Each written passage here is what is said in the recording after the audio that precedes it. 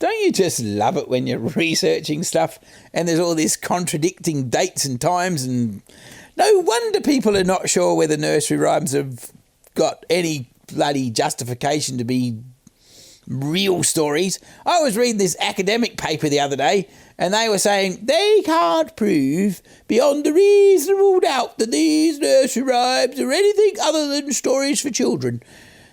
It's like because somebody didn't write that shit down until a certain about the 18th century, 1800s or whatever you want to say. Just because something isn't actually written in a book doesn't mean it's not true.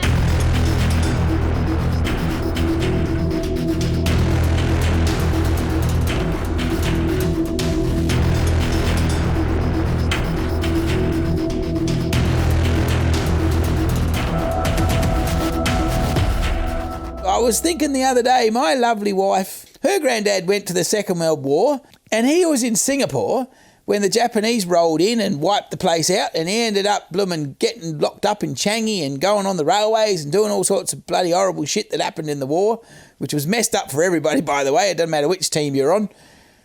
But he didn't write his story down. Does that make his story any less real? Does that make it any less of his history? No, it doesn't. So just because it didn't actually get in a book that somebody wrote down does not mean that it wasn't the truth. So that's the interesting thing about oral history. As you go through the past and you drift into there, they might have got a little less than, well, a little bit added to perhaps. And then I had another question from a lovely lass. She said, how come the nursery rhymes ended up as nursery rhymes for children? And that's a very good question. So I thought to myself, And you know what happens when you start thinking, you start researching and you go reading and oh my God, you're down a bloody rabbit hole what you wouldn't believe. But it's a very simple answer, because back in the day, when you had a nice household and you had a baby and you had a bit of money, you would hire a young girl from the town or a wet nurse or whatever it was, and she would come and she'd help you with the children and she'd look after your kids. And what would happen? Any of you parents out there that have had a 2-year-old that's unsettled, what do? You start talking to them, you start telling them stories, and you come up with stuff. Actually told the kids some rhymes that she knew. They were just rhymes that she knew because that's what was getting talked about in her house or her village with her mum and dad and her kids and friends and whatever else was going on. So all of a sudden, the nurse was telling the kid rhymes, and all of a sudden, what have we got? We got nursery rhymes. So here we are. So just to reiterate, when you get to read the nursery rhymes that have got some dark past, I'm sure the nurse that was telling the kids was not meaning to upset them or scare them or do any weird ass shit. She just wanted them to shut up and go to sleep. So anyway, I'm going to read you this messed up one just at the minute. Goosey Goosey Gander. Now, I've got to put my eyes on because I can't remember it off the top of my head. But, so hold on, here we go. Goosey Goosey Gander. Whither shall I wander? Upstairs and downstairs and in the lady's chamber. And there I met an old man who wouldn't say his prayers. And I took him by the leg and threw him down the stairs. Now that doesn't sound very friendly, does it? Now if you're wondering what's going on here, Goosey Goosey Gander was a reference to, I think it was Queen Elizabeth's reign, which is around about the 16th century. 17th century when she was in charge. At the start of religion in England, there was Catholicism, which was across the whole world. And then the Protestants turned up because King Henry decided that he wanted a different woman. And then you had a little bit of Catholics back again, trying to get the claim back. But by the time we got to Elizabeth, the Protestants were, because she was a believer in a new system, and she got the Protestant thing happening, and so they were persecuting the Catholic priests. But of course, as you would know, with any religion, there were some people that held fast to their faith, and they had Catholic priests, and they would build little priest holes, and they would hide them in their house.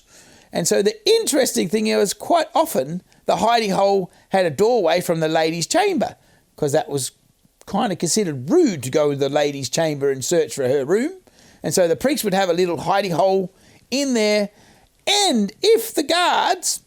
well, I guess they were guards or the soldiers or whoever the bloody king, the queen's men would have been, rummaging around in the rich people's houses. And if they happened to find the hidey hole and happened to find the priest in the hidey hole, well, guess what?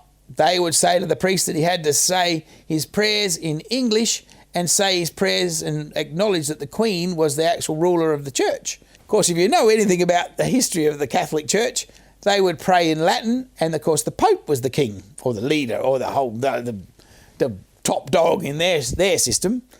And so they were not going to deny that, because that meant they would probably end up in hell themselves in their minds. So what would happen? They'd grab them by the leg and they'd throw them down the stairs. And what's more, that's probably the nice part that happened, because by the time if they didn't die getting chucked down the stairs, they probably got dragged off to prison. And if they were very unfortunate and happened to be in a little bit, I don't know, notable, I guess, as a priest, they'd get drawn and quartered. Now, that's a fun way to die.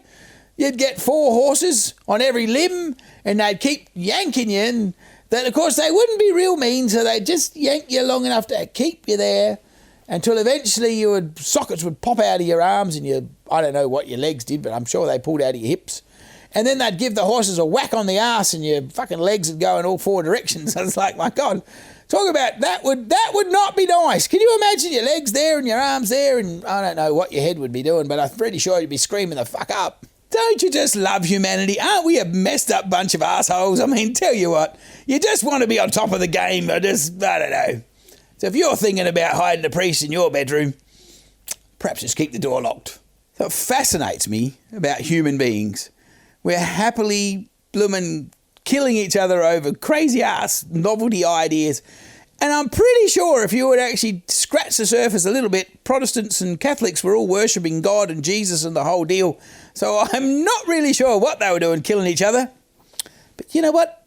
It's a good thing we're in 2020, I reckon.